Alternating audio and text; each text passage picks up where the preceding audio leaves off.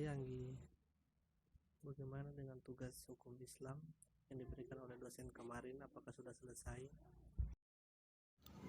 Alhamdulillah Fikri, saya sudah mengerjakan tugas tersebut. Kamu sendiri bagaimana? Saya masih bingung dengan materinya Anggi. Bisakah kau menjelaskan materinya sedikit kepada saya? Tentu saja Fikri. Hai Fikri, hai Anggi, kalian sedang membicarakan tentang apa? Kami sedang membahas soal tugas kuliah kemarin dan si Anggi lagi menjelaskan materinya untuk saya biar saya paham. Oh iya, untuk kamu sendiri gimana Maman? Udah selesai atau belum? Sudah dong, saya sudah mengerjakan tugas saya 2 hari yang lalu. Mohon maaf sebelumnya, apakah saya bisa menjelaskan kembali materi yang kamu tanyakan Fikri? Tentu saja boleh. Tetapi ini hanya menurut pendapat saya. Hukum Islam di Indonesia itu dibagi menjadi 3 bagian, yaitu hukum adat, hukum Islam, dan hukum barat. Kalau dilihat dari keadaannya, hukum adat adalah yang tertua masa berlakunya dibandingkan hukum Islam dan hukum barat. Sejak tahun 1927 dipelajari dan diperhatikan dengan seksama dalam rangka pelaksanaan politik hukum pemerintahan Belanda setelah teori resepsi dikukuhkan dalam pasal 134 ayat 2 tahun 1925. Hukum Islam baru dikenal di Indonesia setelah agama Islam disebarkan di tanah air kita.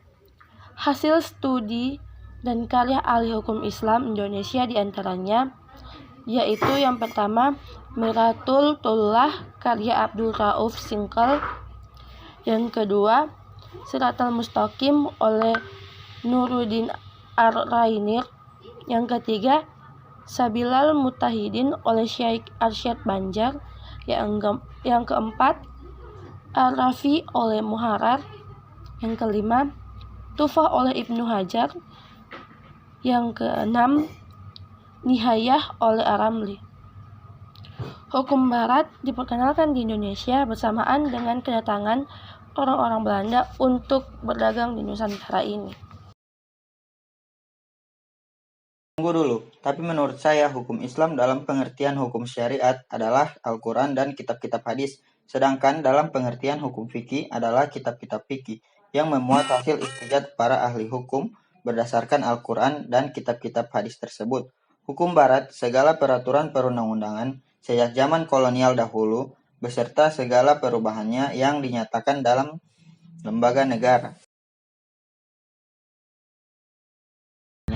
Dari hasil analisis yang saya ketahui, bahwasanya apa yang Anda katakan tidak sesuai.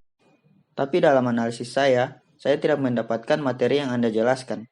Entah saya yang kurang teliti atau Anda memiliki jawaban yang salah. Sudah, tidak usah berdebat. Dari jawaban kalian tidak ada yang salah. Mungkin hanya cara penyampaian kalian saja yang membuat kalian berdua keliru dengan jawaban kalian masing-masing. Mendingan kita tanyakan langsung kepada kakak saya. Dia juga ahli hukum. Mungkin dia bisa memberikan jawaban dan penjelasan yang tidak membuat kalian keliru dan bisa kalian pahami. Mungkin sih dia benar. Kita harus temui kakaknya agar kalian berdua akan mendapatkan solusi dan jawaban benar mengenai materi yang kita bahas ini. Assalamualaikum Kak. Kak, apakah kami bisa bertanya materi tentang hukum Islam di Indonesia? Soalnya kami masih belum paham dan teman-teman saya penjelasannya juga agak berbeda. Apakah kakak bisa menjelaskan materinya lebih jelas? Tentu bisa dek, mengenai pembahasan materi hukum Islam.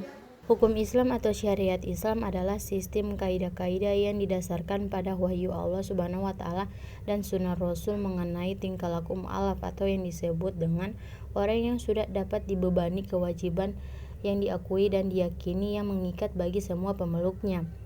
Dan hal ini mengacu pada apa yang telah dilakukan oleh Rasul untuk melaksanakan secara total. Syariat Islam menurut istilah berarti hukum-hukum yang diperintahkan Allah Subhanahu wa taala untuk umatnya yang dibawa oleh seorang nabi. baik yang berhubungan dengan kepercayaan akidah maupun berhubungan dengan amalia.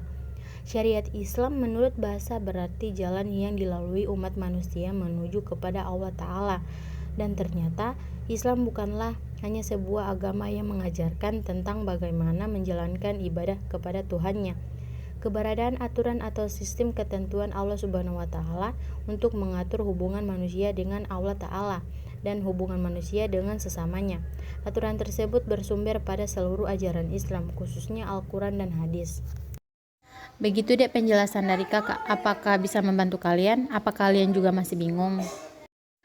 Oh, tidak kak, kami sudah tidak bingung lagi dan jawaban kakak sudah membuat kami paham.